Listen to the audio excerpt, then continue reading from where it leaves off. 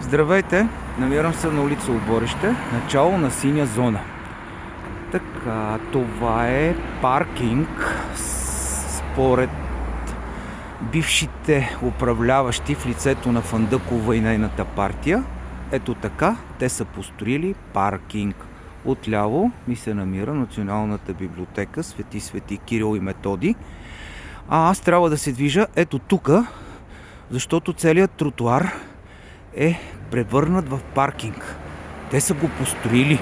Вижте, върху тротуара, върху плочките са минали с една влажна боя, разчертали са, с минимално усилие са започнали да прибират едни пари. Преди тук беше зелена зона, а от няколко години вече е синя. Едно парко място тук, както знаете, струваше в синя зона 150 лева, сега ще струва 150 евро. Така, живущите, които се срещат в кооперацията на Оборище, те не са виновни. За тях това е едно много старо строителство и никога не е планирано да има коли.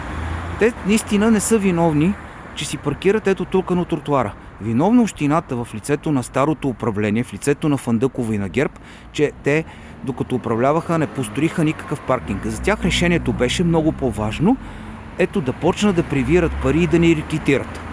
Бонев и Терзиев дойдоха да оправят абсолютно всичко. Само че те, вместо да направят нещо, решиха, че 2 лева за паркиране в синя зона е малко и го направиха на 2 евро.